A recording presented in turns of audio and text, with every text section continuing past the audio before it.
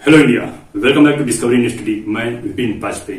देखिए, जैसे पिछली क्लास में हम लोग पाषाण काल को स्टार्ट कर चुके थे और हमने बताया था कि पाषाण काल को पत्थर के औजार के आधार पर 3 पार्ट में डिवाइड किया गया है। पूरा पाषाण काल, मध्य पाषाण काल और नव पाषाण काल। और यहाँ पे जो है हमने इसका टाइम पीरियड भी बताया था। टाइम पीरियड पूरा पाषाण काल का 25 लाख ईसा पूर्व से लेकर के 10,000 ईसा पूर्व तक है। इतना लंबा टाइम पीरियड होने के कारण इतिहासकारों ने इसे भी 3 पार्ट में डिवाइड कर दिया है। निम्न पूरा पाषाण काल, मध्य पूरा पाषाण काल और उच्च पूरा पाषाण काल। और यहाँ पे इनका भी टाइम पीरियड हमने आप लोगों को पिछली क्लास में बता दिया था। चलिए, अब जो है हम लोग जितना कुछ भी आगे का पढ़ेंगे उसको पूरा इमेजिन करते हुए पढ़ेंगे, ताकि हम लोग जिस काल के बारे में पढ़ेंगे उस काल के संपूर्ण जीवन को अपनी आंखों के सामने विजुअलाइज कर सकें। क्योंकि विजुअलाइज करते हुए पढ़ने से जो है बहुत लंबे समय तक याद रहेगा। आप लोग मूवी देखते होंगे, 2.5 से 3 घंटे आप मूवी देखते हैं सिनेमा हॉल में बैठ के, फिर बाहर आते हैं तो फिर आपको स्टेप बाय स्टेप कहानी पता होती है, पूरी कहानी सुना देते हैं बिल्कुल तोते की तरीके से। ठीक है, लेकिन वो केवल उसी समय के लिए नहीं सुना देते हैं, आप बहुत लंबे समय तक उसको याद रखते हैं। कभी अगर बुढ़ौती में पूछा जाएगा आपसे कि ये मूवी देखी है, तो बताओगे कि हाँ, कॉलेज बंक करके गए थे देखने। थोड़ा दिमाग पे जोर डालोगे तो बता दोगे उसकी कहानी भी स्टेप बाय स्टेप। क्यों? क्योंकि आपने चलचित्र देख के उसको समझा था। अभी के लिए सिर्फ इतना समझिए कि अगर आप कोई बुक पढ़ करके उसको याद करने की कोशिश करेंगे तो काफी समय लगेगा याद करने में और कम समय के लिए वो याद रहेगा। लेकिन अगर इमेज फॉर्म में याद करेंगे तो थोड़ा जल्दी याद होगा और काफी लंबे समय तक याद रहेगा। और अगर चलचित्र के माध्यम से कुछ याद करने की कोशिश करें तो बहुत जल्दी याद होगा और बहुत लंबे समय तक याद रहेगा वो। आई बात समझ? तो इसीलिए हम कह रहे हैं कि आप जिस काल के बारे में पढ़ेंगे उसके बारे में इमेजिन करते हुए पढ़ेंगे, ताकि उस काल के संपूर्ण जीवन को अपनी आंखों के सामने विजुअलाइज कर सके हम लोग। आई बात समझ में? तो चलिए, टाइम मशीन रेडी है, कराते हैं आप लोगों को टाइम टेबल ले चलते हैं स्टोन एज में। हम लोग बात करने वाले हैं यहाँ पे निम्न पूरा पाषाण काल की। टाइम पीरियड है 25 लाख ईसा पूर्व से लेकर के 9 लाख ईसा पूर्व तक। 25 लाख बीसी से 9 लाख बीसी तक। यानी कि देखिए, पूरा पाषाण काल का टाइम पीरियड तो बहुत लंबा था ही, और जब हमने इसको डिवाइड किया है तो उसमें भी निम्न पूरा पाषाण काल का टाइम पीरियड बहुत लंबा है। यानी कि पाषाण काल का सबसे ज्यादा जो है टाइम निम्न पूरा पाषाण काल में ही बिताया गया है। मैं बात समझ में? देखिए, निम्न पूरा पाषाण काल का जो प्रारंभिक दौर था, इसमें जो मानव था वो अभी अभी चौपाया से दुपाया में कन्वर्ट हुआ है। यानी कि अभी तक वो 4 पैर से चल रहा था, अब वो 2 पैर पे खड़ा होने लगा है। अच्छा, जब 4 पैर पे चल रहा होगा तो वो शिकार कैसे करता होगा? कुत्ता, बिल्ली, भेड़िया, सियार के तरीके से वो भी शिकार कर रहा था। ठीक है, मुंह से शिकार करता था। आगे के पैर का जो पंजा था वो झपट्टा मारने का काम आता था। इस तरीके से वो शिकार कर रहा था। लेकिन अब जो है वो अपने पिछले 2 पैरों पे खड़ा हो गया है और आगे के 2 पैर उसके फ्री हो गए हैं। और अब ये झुका झुका चलता है। अभी पूरी तरीके से ये सीधा खड़ा नहीं हुआ। धीरे धीरे विकास होगा तो ये सीधा खड़ा होने लगेगा, बिल्कुल हम लोगों की तरीके से। तो अभी जो है इसके आगे के जो पैर थे वो फ्री हो गए हैं और धीरे धीरे इन आगे के पैरों में रूपांतरण होगा और रूपांतरित होकर ये हाथ में कन्वर्ट हो जाएंगे। हाथ में कन्वर्ट होने के बाद जो है, जो पंजे हैं इनमें पकड़ मजबूत होगी। पकड़ मजबूत होगी तो ये हाथों से अब शिकार करना प्रारंभ करेगा और पहला पत्थर उठाएगा। पहला पत्थर उठाएगा, पत्थर उठा के वो शिकार करना प्रारंभ कर देगा। और देखिए, कुछ इस तरीके से वो शिकार करेगा। देख लीजिए, ये गोल मटोल सुडौल पत्थर जो है अपने हाथों में लिए हुए है और ये शिकार कर रहा है। और इतना बड़ा हाथी मार दिया है इन्होंने, तो हो सकता है भाई कोई बहुत बड़ी लागत होने वाली है ना। तो ये गोल मटोल सुडौल पत्थर ही उठाते थे। उनको वही पत्थर मिलता ही था, गोल मटोल सुडौल वाला, और कोई पत्थर इन्होंने अभी तक देखा ही नहीं है। उबड़ खाबड़ टूटा फूटा पत्थर भी इन्होंने देखा नहीं है। इनको गोल मटोल सुडौल पत्थर ही मिलता था। और यही पत्थर उनको क्यों मिलता था ये भी बता रहे हैं। देखिए, हमने आपको बताया था ये प्राकृतिक आवास की तलाश में इधर उधर घूमते थे। प्राकृतिक आवास से ढूंढते कहां थे? जहां पे पानी की उपलब्धता हो। यानी कि नदी घाटियों के किनारे जो है ये लोग प्राकृतिक आवास ढूंढा करते थे। ये देखिए, कुछ प्राकृतिक आवास ऐसे होते थे। ये देखिए, प्राकृतिक आवास है और ये पथरीली चट्टान है, उसमें देखिए कई गुफा टाइप की है। और इन्हीं के अंदर जो है ये जंगली जानवरों से बचता बचाता रहता था। और जब इनसे बाहर निकलता था तो बाहर जो है नदी बह रही होती थी, वहां पे पानी भी इनको उपलब्ध हो जाता था। और नदी के किनारों पे नमी होने के कारण घने जंगल खड़े हो गए थे, जहां पे जो है जंगली जानवर भी रहने लगे थे। यानी कि इनका पूरा इंतजाम था वहां पे, पानी का भी, रहने का भी और जंगली जानवरों के शिकार करने का भी। और ये जो नदी घाटियां थी, इन्हीं में जो है ये गोल मटोल सुडौल पत्थर इनको मिल जाया करता था बहुत अधिक मात्रा में। ये पत्थर आता कहां से था? देखिए, नदियां जब पर्वतीय क्षेत्रों से जो है बड़े वेग के साथ बहती हुई नीचे की तरफ आती हैं, तो पर्वतीय क्षेत्रों में कई पथरीली चट्टानें होती हैं। उन पथरीली चट्टानों को बोलते हैं कॉन्ग्लोमरेट। क्या बोलते हैं? कॉन्ग्लोमरेट। अब नदियां बड़े वेग के साथ इन पथरीली चट्टानों से टकराती हुई आगे बढ़ती हैं। और एक बार नहीं टकरा रही हैं, ये बार बार उन पथरीली चट्टानों से टकराती हैं, जिसके कारण ये पथरीली चट्टानें टूट जाती हैं। अब कोई सेम आकार की तो टूटेंगे नहीं, कुछ बड़ा पत्थर टूटेगा, कोई छोटा पत्थर टूटेगा, कोई आड़ा तिरछा होगा, कोई धार को नोक वाला होगा। तो इस तरीके के बेडौल आकृति के पत्थर छोटे बड़े टूट जाते हैं और वो नदी के बहाव के साथ बहते बहते पर्वतीय क्षेत्रों से होते हुए नीचे तक आते हैं। जहां नदियां मैदानी क्षेत्रों में प्रवेश करती हैं, वहां तक ये पत्थर नदी के साथ बहते हुए चले जाते हैं।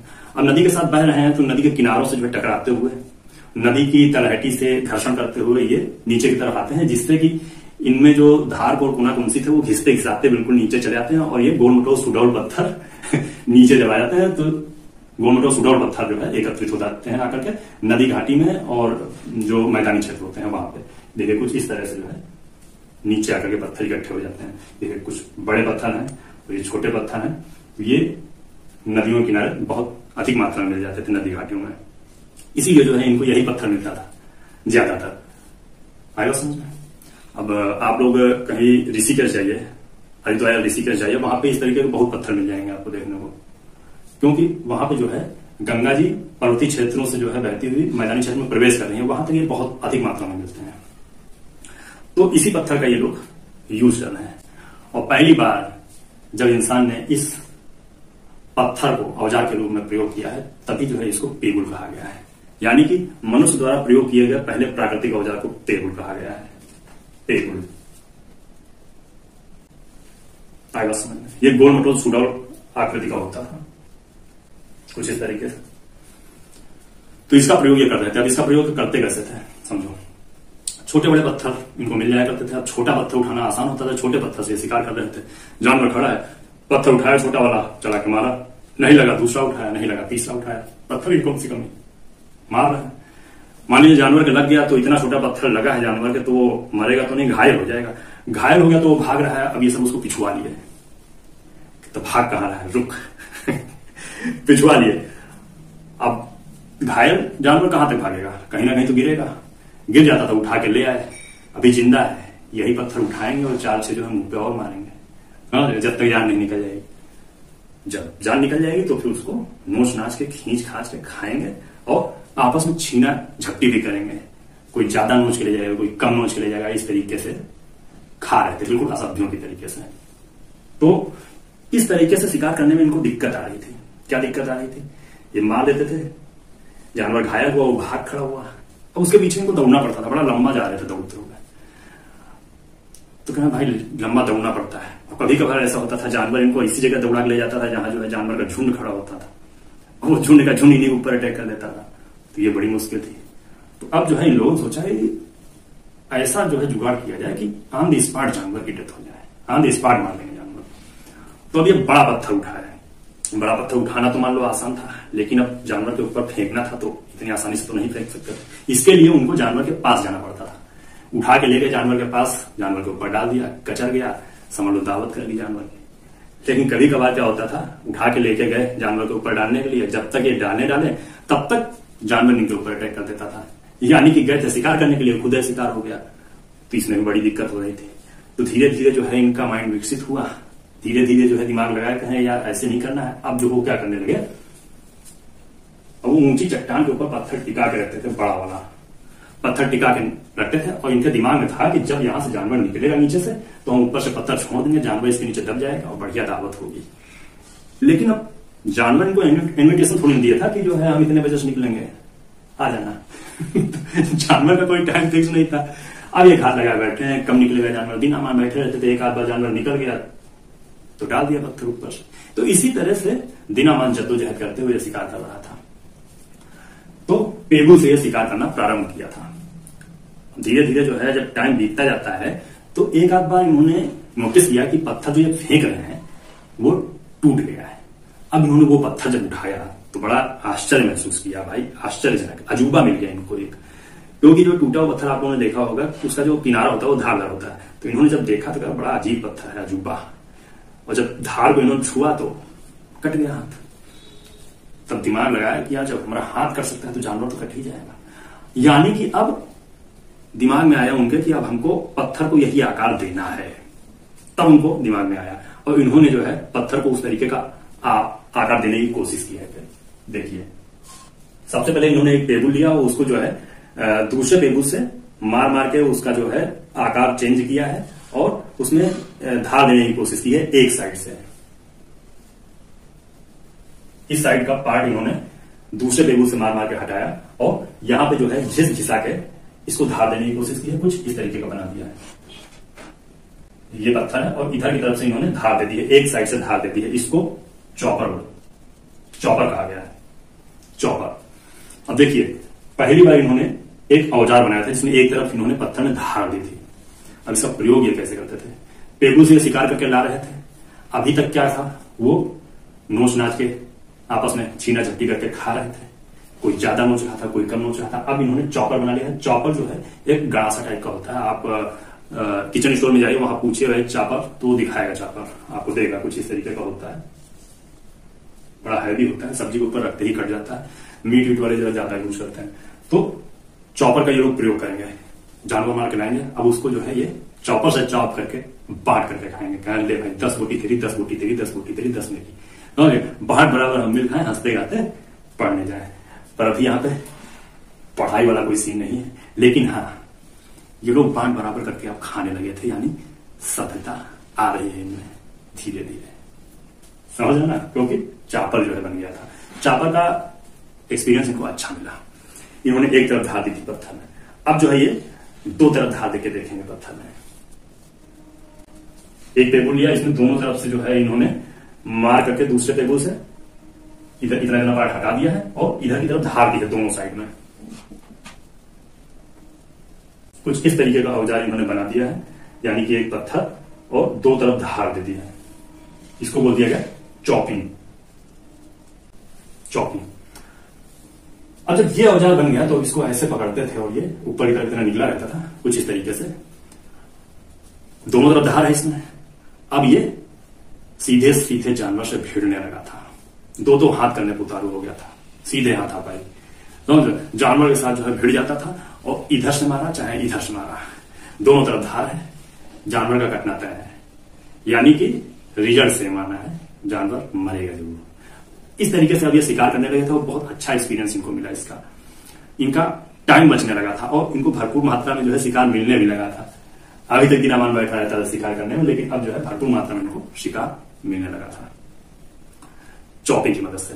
तो इनके पास काफी टाइम बचने लगा था और जब इतना सारा टाइम बचने लगा था तो ये टाइम का प्रयोग करेंगे कुछ। ये अपने प्राकृतिक आवास में जाते थे, वहां पे जाके चित्रकारी करने लगा था। अपने प्राकृतिक आवास में कुछ इस तरीके से चित्र बनाया गया था। ये शुरुआत में देख रहे हैं आप लोग, हमने बताया था कि जो है जानवर को मारा है, जानवर घायल हो गया, भाग रहा है। ये देखिए भाग रहा है जानवर, पिछुआ रहा है उसको।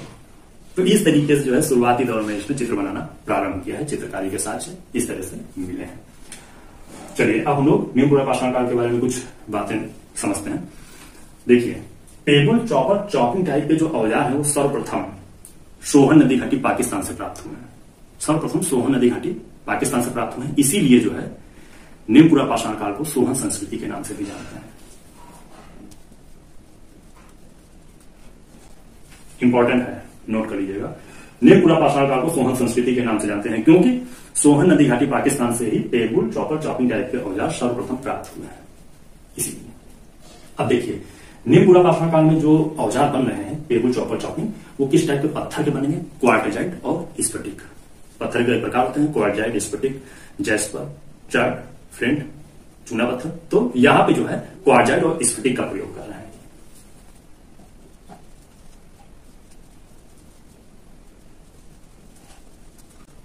क्वार्टजाइट और स्फटिक पत्थर का प्रयोग कर रहे हैं। अगला सुनिए, सर्वप्रथम साक्ष्य सोहन नदी घाटी से मिले हैं। सोहन नदी सिंधु नदी की एक छोटी सी सहायक नदी है जो कि पाकिस्तान के पंजाब प्रांत में बहती है। ओके, तो ये हो गया आपका निम्न पुनर्पाषाण काल। इसके और साक्ष्य भी आगे प्राप्त हुए हैं, वो भीमबेटका और मिर्जापुर से। चलिए अब जो है हम लोग मध्य पुनर्पाषाण काल की बात करेंगे। मध्य पुनर्पाषाण काल, इसका टाइम पीरियड आप लोग देख रहे होंगे 9 लाख बीसी से लेकर के 40,000 बीसी तक, यानी कि 9 लाख ईसा पूर्व से लेकर 40,000 ईसा पूर्व तक। यहां पे जब मानव आएगा तो अभी आपने देखा कि इसको एक धार वाले औजार का एक्सपीरियंस मिल गया, 2 धार वाले औजार का एक्सपीरियंस मिल गया, यानी कि एक्सपीरियंस बहुत अच्छा मिला है। अब ये और भी धार बनाना चालू करेगा। एक ही पत्थर में कई सारी धार बनाएगा, यानी कि एक पत्थर में ब्लेड बनाएगा कई सारे। यहां पे जो है मध्यपुरा पाषाण काल में कोर, फ्लेट, ब्लेड टाइप के औजार बनने लगेंगे।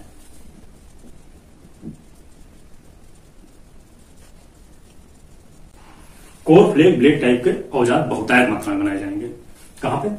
मध्यपुरा पाषाण काल में। ब्लेड को हिंदी में बोलते हैं फलक। एक ही पत्थर में कई सारे जो है फलक बनाए जाएंगे, यानी कि अगर उस पत्थर को फेंक के मार दिया जाए जानवर के, तो कोई ना कोई फलक तो जानवर के लगेगा ही और जानवर घायल हो जाएगा। इस तरीके के औजार बनाए जाने लगे थे। अब आप लोग समझिए इसको एक एग्जांपल से। ये आप लोग हल देख रहे होंगे, पुराना हल है लकड़ी वाला जिसको बैल खींचता है। तो यहां पे देखिए एक ब्लेड लगा हुआ है, इसमें एक ब्लेड लगा हुआ है, इसी को बोलते हैं फलक। इसको जब जमीन में धंसा के जो है चलाया जाता है तो इसे एक नाली जैसी बनती चली जाती है पूरे खेत में, और 1 बीघा खेत जोतने में जो है कम से कम टाइम लग जाता है पूरा दिन, क्योंकि इसमें एक फलक लगा हुआ है। इसके बाद क्या हुआ, यहाँ पे 3 फलक वाला जो है 3 ब्लेड वाला जो हल यूज किया गया, तो इसमें टाइम लगने लगा। आधा दिन में 1 बीघा खेत पूरा जोत लेते थे लोग। और उसके बाद फिर जो है ये ट्रैक्टर का जमाना आ गया और ट्रैक्टर में इस तरीके का हल लगने लगा। यहाँ कितने फलक हैं, कितने ब्लेड लगे हैं इसमें आप लोग गिन लीजिएगा। इससे भी ज्यादा ब्लेड वाला जो है हल आता है। तो अब ये लोग इसका यूज करने लगे। जहां पूरा 1 दिन लग रहा था, वहां जो है 1 घंटे में जो है पूरा खेत जोत लेते थे 1 बीघा। बहुत टाइम बच रहा था, और इतना टाइम बच रहा था कि बगल वाले मेड़ों काट दिया और बगल वाले का भी जोत लिया 10 फुट, समझ रहे? वो कह दिया आज से इतना हमारा हो रहा है गांव में। इस तरीके से बहुत गांव में हो रहा है कि बगलों वाले जोत रहे हैं। तो यहां पे जो है बहुत टाइम बचने लगा। क्यों? क्योंकि इन्होंने एक की जगह कितने सारे ब्लेड यूज करने चालू कर दिया। बहुत सारे ब्लेड एक ही औजार में यूज करना है। इसीलिए मैं बोल रहा हूं यहाँ पे एक ही पत्थर में कई सारे ब्लेड जो है बनाने लगे थे, एक ही पत्थर में कई सारे फलक बनने लगे थे। इसीलिए जो है यहाँ पे मध्यपुरा पाषाण काल को फलक संस्कृति के नाम से जाना गया है, क्योंकि एक ही औजार में कई फलक बन रहे थे। फलक टाइप के औजार यहाँ पे बहुत अधिक मात्रा में बनाए गए हैं, फलक संस्कृति के नाम से जाना गया है।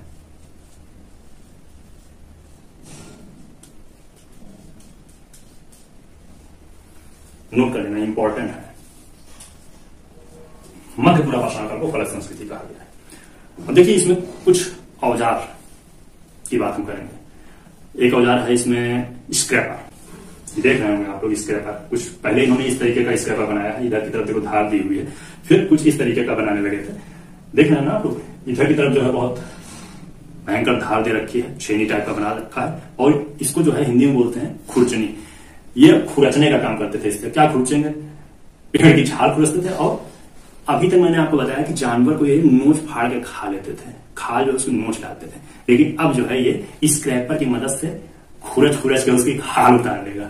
समझ रहे ना? पूरा खाल एक साथ उतार लेगा। खाल उतार लेगा तो करेगा क्या? ओढ़ेगा बिछाएगा, समझ रहे? ओढ़ेगा बिछाएगा खाल, यानी कि अब खाल का ही प्रयोग करने लगेंगे, ओढ़ेंगे बिछाएंगे खाल को स्क्रैपर की मदद से। चलिए अब एक और जो है औजार देखिए, ये पॉइंट होता है, पॉइंट बनाया, इसको बेधक बोलते थे, पॉइंट। देखिए दोनों तरफ जो है नुकीला है, ये दोनों तरफ नोक बनी है। इससे क्या करता था, खाने योग्य जड़ें होती थी पेड़ की, उनको खोदने का काम जो इससे किया करता था। ये देखिए खोद रहा है, खोदी जड़ें और खा लिया, तो ये जो है इसका यूज करते थे।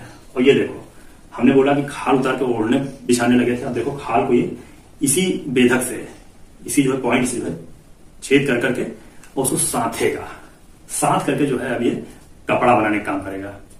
समझ लो, यानी कि अब वो कपड़ा बुन करके पहनने लगेगा खाल का। आएगा समझ में? जंगल जंगल बात चलेगी, पता चलेगा, चड्डी पहन के फूल खिलेगा, फूल खिलेगा, सब मोगली बन के बैठेगा। इसमें कई जो है फैशन डिजाइनर बनेंगे, कई जो है मॉडलिंग करेगा। समझ रहे बात को? तो इस तरीके से जो है चल रहा था इनका मध्यपुरा पाषाण काल में। अब मध्यपुरा पाषाण काल के कुछ स्थल की बात हम करेंगे।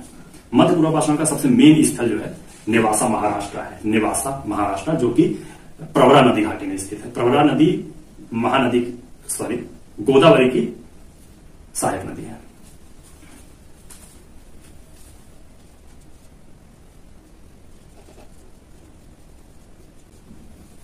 नेवासा महाराष्ट्र, झारखंड का सिंह भूमि,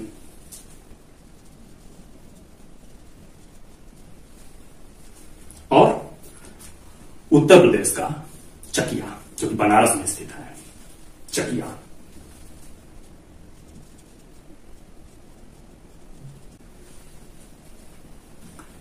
और बेलन नदी घाटी मिर्जापुर, बेलन नदी घाटी, मिर्जापुर, इलाहाबाद।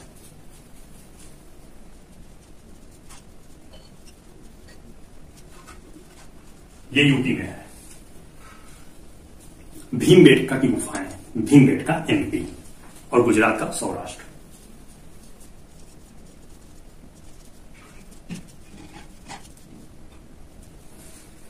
यहां पे ये किस टाइप के पत्थर का प्रयोग कर रहे थे? जैस्पर, चर्ट और फ्लिंट टाइप के पत्थर का प्रयोग कर रहे थे। Jasper, chert, flint.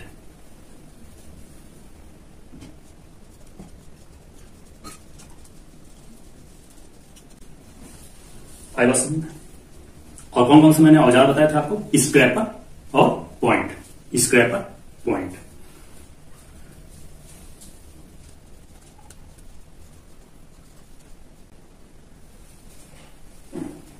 आई बात समझ में? चलिए अब जो है हम लोग उच्च पुरा पाषाण काल में जाएंगे और उच्च पुरा पाषाण काल टाइम पीरियड है 40,000 बीसी से लेकर के 10,000 बीसी तक।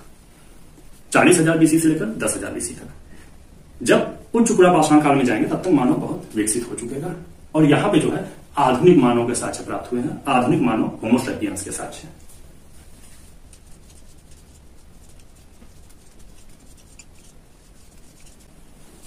आधुनिक मानव होमो सैपियंस का उदय जो है उच्च पुरा पाषाण काल में ही होगा। यहां पे किस तरह के औजार बनेंगे? ज्यादा कुछ औजार में चेंजेस नहीं आएगा। मध्य पुरा पाषाण काल में जो औजार बने थे उसी टाइप के औजार बनेंगे यहाँ पे और उनको और भी धारदार बनाने की कोशिश की जाएगी, यानी कि उनकी क्वालिटी पे ध्यान दिया जाएगा। और भी धारदार बनाने की कोशिश की जाएगी और यहाँ पे एक औजार बनाया जाएगा जिसका नाम है ब्यूरिन। ब्यूरिन यानी कि बाकी औजार तो सेम बनेंगे, एक और औजार बनाया जाएगा ब्यूरिन, जिसको तछड़ी बोलते हैं। ये कुछ इस तरीके का होता है, देखिए देख रहे हैं आप, इस तरीके का होता है। और इसका प्रयोग क्या करते थे? ये चित्रकारी तो कर ही रहे थे अभी, अब ये नक्काशी का काम भी करने लगेंगे। नक्काशी करने लगेंगे, पत्थर की चट्टानों पे नक्काशी का काम भी करने लगेंगे। और देखिए चित्रकारी जो है अभी वो सिंपल ही बना रहे थे और यहां तक आते आते ये जो है उच्च पुरा पाषाण काल में आते आते ये चित्रकारी भी कुछ इस तरीके की करने लगेंगे। देख रहे आप, काफी अच्छी चित्रकारी हो जाएगी इनकी। लाल और हरे रंग के पत्थर से जो है ये चित्रकारी करेंगे इस टाइप से। आएगा समझ में? तो ये हो गया उच्च पुरा पाषाण काल। इसके स्थल देख लेते हैं, उच्च पुरा पाषाण काल के स्थल। एमपी में कई प्लेस हैं, जैसे चोपदहा है, भीमबेटका है और बाघेलान है, बाघौर है, ये एमपी में आते हैं।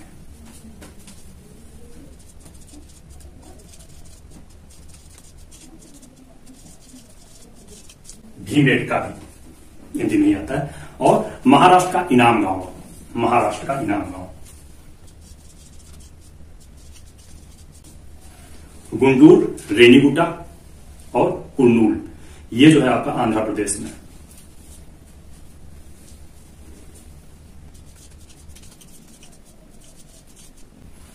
कुर्नूल की गुफाएं। कुर्नूल जो है आपका तुंगभद्रा नदी रीजन में आएगा, तुंगभद्रा नदी घाटी में। और रेनीगुंटा, गुंटूर, ये आपका कृष्णा नदी घाटी में। ओके, इनागांव महाराष्ट्र। तो इस तरीके से आपने स्थल भी देख लिए हैं सबके। सोलापुर कर्नाटक भी नोट कर लीजिएगा, सोलापुर कर्नाटक। तो इस तरीके से जो है ये हो गया आपके उच्च पुरा पाषाण काल का स्थल। अब कुछ और भी बातें समझ लेते हैं, जैसे कि मिर्जापुर, यूपी का जो मिर्जापुर है वहां से पुरा पाषाण काल, मध्य पाषाण काल और नव पाषाण काल, तीनों काल के औजारों के साक्ष्य प्राप्त हुए हैं मिर्जापुर से। मिर्जापुर यूपी।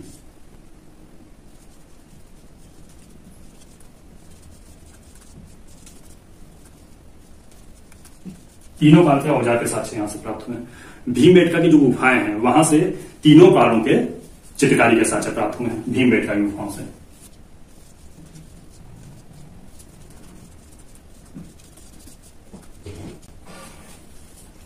अब जो है एक जगह है हथनौर, एमपी में ही पड़ता है हथनौर, वहां से मानव की खोपड़ी का पहला साक्ष्य प्राप्त हुआ है। मानव की खोपड़ी नहीं है।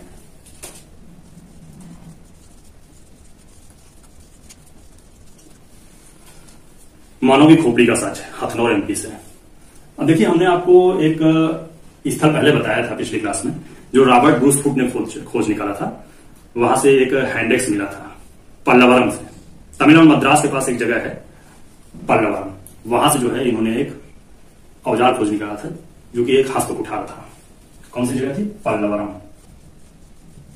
आगे चल के इन्हीं के एक मिथ होंगे रॉबर्ट ब्रूसफुट के, जिनका नाम है किंग। वो भी जो है मद्रास के पास कहीं एक जगह है अतिरमपक्कम, वहां से जो है एक हैंडेक्स खोल निकालें। ये भी एक हस्तकुठार ही होगा और इनको जो है कहां से मिलेगा? ये अतिरमपक्कम से। यानी कि पहले जो है हैंडेक्स कहां से मिला था? पल्लवरम से मिला था, फिर इनको मिला अतिरमपक्कम से। ये कोर्तलियार नदी घाटी के अंतर्गत आते हैं ये दोनों स्थल, पल्लवरम और अतिरमपक्कम। कोर्तलियार नदी घाटी नोट कर लेंगे। चलिए अब जो है जितने भी स्थल हमने बताए हैं इनको हम लोग जो है इंडिया के मैप पे दर्शा देते हैं। आप लोग मैप बना लीजिए और मैप पे दर्शा देते हैं, एक आइडिया मिल जाए कि स्थल कहां पे हैं। ठीक है, बना लेते हैं। ट्राई कीजिए आप लोग भी, बन जाएगा, कोशिश करिए।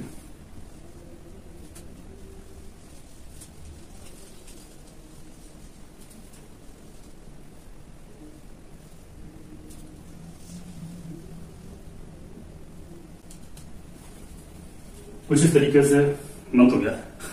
चलिए अब हम लोग स्थल जो है इस पे दर्शा देते हैं। हमने आपको बताया था कि सोहन नदी घाटी, ठीक है, पाकिस्तान के पंजाब वाले प्रांत में रहती है। ये देखिए कहां कुछ इस तरीके से रह रही होगी,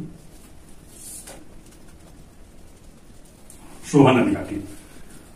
अब हम लोग देखेंगे नेवासा, जो कि प्रवरा नदी घाटी के अंतर्गत आता है। नेवासा महाराष्ट्र, ये हमारा महाराष्ट्र है, नेवासा हो गया।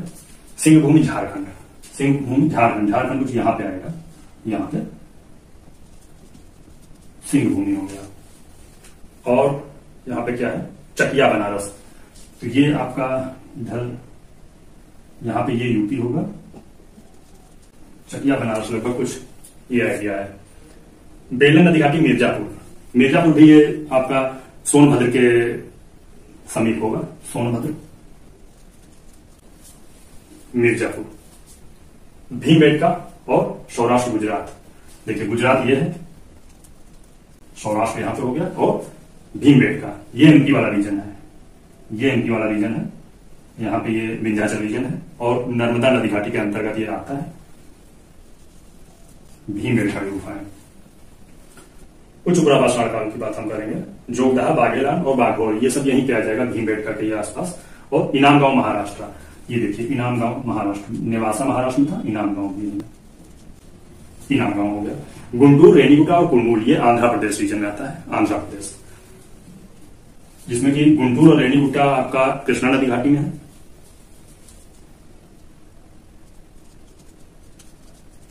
गुंटूर और रेनीगुंटा ये आंध्र प्रदेश यहां पे है। और कुर्नूल, कुर्नूल आपका तुंगभद्रा नदी घाटी के अंतर्गत आएगा, कुर्नूल। हमने आपको बताया था एक कर्नाटक का है सोरापुर, कर्नाटक का, तो ये है कर्नाटक आपका सोरापुर, यहां होगा। और ये जो पल्लवरम और अतिरमपक्कम ये आपका कोर्तलियार नदी घाटी के अंतर्गत आएगा। ये आपका मद्रास में है, मद्रास यहां पे तमिलनाडु, मद्रास।